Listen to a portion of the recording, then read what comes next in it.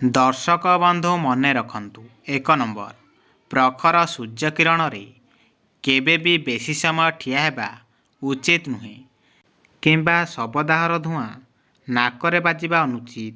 ଏହାଦ୍ୱାରା ଆୟୁ ନଷ୍ଟ ହୋଇଥାଏ। 2 ନମ୍ବର, ରାତିରେ ଦହି ଖାଇବା ଉଚିତ ନୁହେଁ ଏବଂ ଜୀବନରେ କେବେ ବି ମଦ୍ୟପାନ କିମ୍ବା ଧୂମପାନ କରିବା ଅନୁଚିତ। ଏହାଦ୍ୱାରା ଆୟୁ କ୍ଷୀଣ ହୋଇଥାଏ।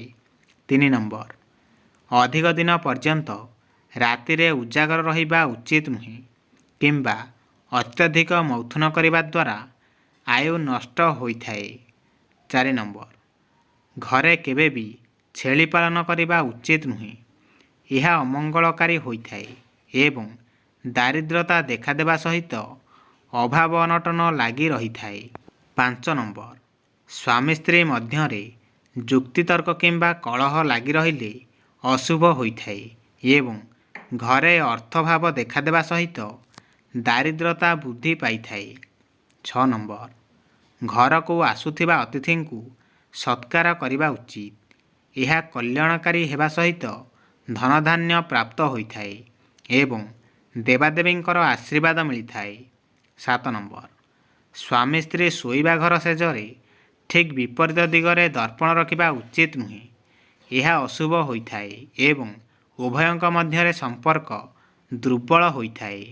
8 ନମ୍ବର, ପ୍ରତ୍ୟେକ ଦିନ ସକାଳୁ ଉଠିଲା ପରେ 1 ଲୋଟା ପାଣି ଘର ଆଗରେ ଢାଳିବା ଉଚିତ।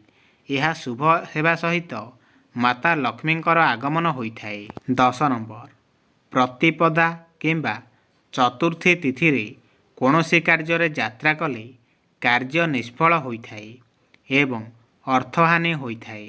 11 ନମ୍ବର, ପଞ୍ଚମୀ ଏବଂ ସପ୍ତମୀ ତିଥିରେ କୌଣସି ଶୁଭ କାର୍ଯ୍ୟରେ ଯିବା ଦ୍ୱାରା ସର୍ବଶୁଭ ହୋଇଥାଏ ଏବଂ ଅର୍ଥ ପ୍ରାପ୍ତି ହୋଇଥାଏ। 12 ନମ୍ବର, ଷଷ୍ଠୀ ଏବଂ ଅଷ୍ଟମୀ ତିଥିରେ କାର୍ଯ୍ୟରେ ବାହାରକୁ ଗଲେ ଅଶୁଭ ହୋଇଥାଏ ଏବଂ ଦୁଃଖ କ୍ଲେଶ ବଢ଼ିବା ସହିତ ଦେହ ପୀଡ଼ା ହୋଇଥାଏ। 13 ନମ୍ବର, ନବମୀ ଏବଂ ଏକାଦଶୀ ତିଥିରେ ଯାତ୍ରା କଲେ କାର୍ଯ୍ୟ ଅଶୁଭ ହୋଇଥାଏ। ତା ସହିତ କାର୍ଯ୍ୟ ନିଷ୍ଫଳ ହେବା ସହିତ ଶରୀର ପୀଡ଼ା ହୋଇଥାଏ। 14 ନମ୍ବର, ଦଶମୀରେ ଯାତ୍ରା କଲେ ଅର୍ଥପ୍ରାପ୍ତି ହୋଇଥାଏ ଏବଂ ଦ୍ୱାଦଶରେ ଯାତ୍ରା କଲେ ବୃଥା ଅର୍ଥ ବ୍ୟୟ ହୋଇଥାଏ ଏବଂ ତ୍ରୟୋଦଶୀରେ ଯାତ୍ରା କଲେ ଶୁଭ ହୋଇଥାଏ। ମନେ ରଖିବେ। 15 ନମ୍ବର, ଚତୁର୍ଦ୍ଦଶୀରେ ଯାତ୍ରା କଲେ ମନାନ୍ତର ହୋଇଥାଏ ଏବଂ ଅମାବାସ୍ୟାରେ ଦୁଃଖ ବୃଦ୍ଧି ଏବଂ ପୂର୍ଣ୍ଣିମାରେ ଯାତ୍ରା କଲେ ସର୍ବଶୁଭ ହୋଇଥାଏ। 16 ନମ୍ବର, ପିତ୍ତଳ ପାତ୍ରରେ ଭୋଜନ କଲେ ଆତ୍ମଶାନ୍ତି ପ୍ରାପ୍ତ ହୋଇଥାଏ। ସେହିପରି ତମ୍ବା ପାତ୍ରରେ ଭୋଜନ କରିବା ଦ୍ୱାରା ଶରୀରର କ୍ଳାନ୍ତି ବୃଦ୍ଧି ହୋଇଥାଏ ଏବଂ ଶରୀର ସୁସ୍ଥ ସବଳ ରହିଥାଏ। 17 ନମ୍ବର, କଦଳୀ ପତ୍ରରେ ଭୋଜନ କରିବା ଦ୍ୱାରା ମାନସିକ ଶାନ୍ତି ପ୍ରାପ୍ତ ହୋଇଥାଏ ଏବଂ ଆୟୁ ବୃଦ୍ଧି ବିଦ୍ୟା ସହିତ ଦାରିଦ୍ରତା ଦୂର ହୋଇଥାଏ। 18 ନମ୍ବର, ଭୋଜନ କରୁଥିବା ସମୟରେ ମନେ ରଖିବେ, ସ୍ନାନ କରୁଥିବା ସମୟରେ ଏବଂ ଅଶୌଚ ସମୟରେ କାହାକୁ ନମସ୍କାର କରିବା ଉଚିତ ନୁହେଁ। ଏହାଦ୍ୱାରା ଦାରିଦ୍ରତା ଦେଖା ଦେଇଥାଏ। ମନେ ରଖିବେ। 19 ନମ୍ବର, ଏକ ହସ୍ତରେ ଗୁରୁ ଗୁରୁଜନ ବ୍ରାହ୍ମଣ ଏବଂ ଦେବତାଙ୍କୁ କେବେ ବି ନମସ୍କାର କରିବା ଉଚିତ ନୁହେଁ। ଏହା ଅଶୁଭ ହେବା ସହିତ ଅମଙ୍ଗଳକାରୀ ହୋଇଥାଏ। 20 ନମ୍ବର, ବୁଧବାର କିମ୍ବା ଶୁକ୍ରବାର ଦିନ ନଖ କାଟିବା ବାଳ କାଟିବା ଉଚିତ। ଏହା ଶୁଭ ହୋଇଥାଏ ଏବଂ ଆୟୁଷ ବୃଦ୍ଧି ହେବା ସହିତ ଆତ୍ମଶକ୍ତି ବୃଦ୍ଧି ପାଇଥାଏ। 21 ନମ୍ବର, ପିଲାମାନଙ୍କ ଜନ୍ମଦିନରେ ଖସା ତେଲ ଲଗାଇ ଗାଧୋଇବା ଉଚିତ ଏବଂ ଖସା ଲଡ଼ୁ ଖାଇବା ଦ୍ୱାରା ବର୍ଷେ ପର୍ଯ୍ୟନ୍ତ ବିଘ୍ନନାଶ ହୋଇଥାଏ। 22 ନମ୍ବର, ଶନିବାର ଦିନ ଲୁହା ଜିନିଷ କିଣାବିକା କରିବା ଉଚିତ ନୁହେଁ। ଏହା ଅଶୁଭ ହୋଇଥାଏ ଏବଂ ବିଭିନ୍ନ ପ୍ରକାର କ୍ଷତି ହେବା ସହିତ ଦାରିଦ୍ରତା ବୃଦ୍ଧି ହୋଇଥାଏ। 23 ନମ୍ବର, ଗାଲରେ କେବେ ବି ହାତ ଦେଇ ବସିବା ଉଚିତ ନୁହେଁ। ଏହାଦ୍ୱାରା ମୁଣ୍ଡ ବ୍ୟଥା ହୋଇଥାଏ, ଖାଦ୍ୟ ହଜମ ହୋଇନଥାଏ, ଗୋଡ଼ରେ ଯନ୍ତ୍ରଣା ଦେଖାଦିଏ ଏବଂ ମନରେ ଦୁଶ୍ଚିନ୍ତା ବୃଦ୍ଧି ହୋଇଥାଏ।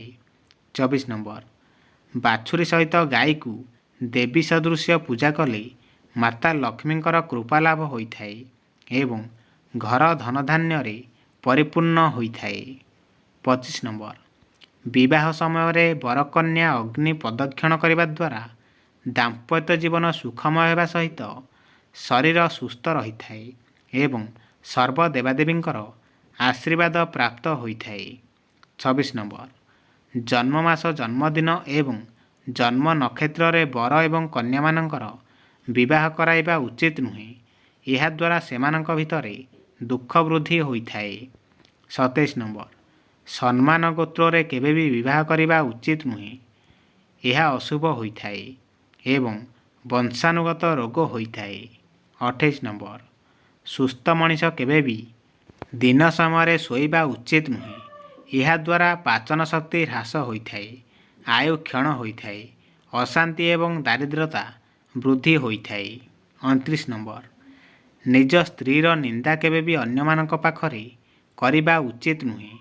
ଏହା ଅମଙ୍ଗଳକାରୀ ହୋଇଥାଏ ଏବଂ ଅର୍ଥହାନି ଦେଖାଦେବା ସହିତ ଦୁଃଖ କଷ୍ଟ ପ୍ରାପ୍ତ ହୋଇଥାଏ।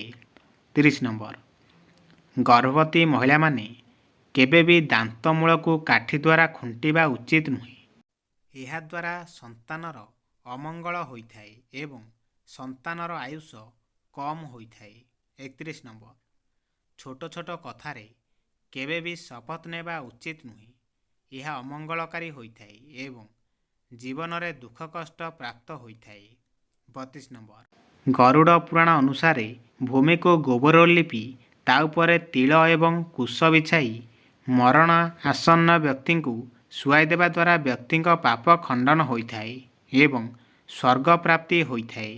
33 ନମ୍ବର କୁକୁର ପଛରେ କେବେ ବି ଗୋଡ଼ାଇବା ଉଚିତ ନୁହେଁ। ଏହା ଅଶୁଭ ହୋଇଥାଏ ଏବଂ ଅମଙ୍ଗଳକାରୀ ହେବା ସହିତ ଅନିଷ୍ଟ ମଧ୍ୟ ହୋଇଥାଏ। 34 ନମ୍ବର ରଜସ୍ୱଳା ମହିଳାମାନେ ଧର୍ମ ଆଲୋଚନା ଶ୍ରବଣ କରିବା ଉଚିତ। ଏହାଦ୍ୱାରା ଜନ୍ମିତ ସନ୍ତାନ ଧାର୍ମିକ, ବୁଦ୍ଧିମାନ ଏବଂ ଜ୍ଞାନୀ ହୋଇଥାଏ।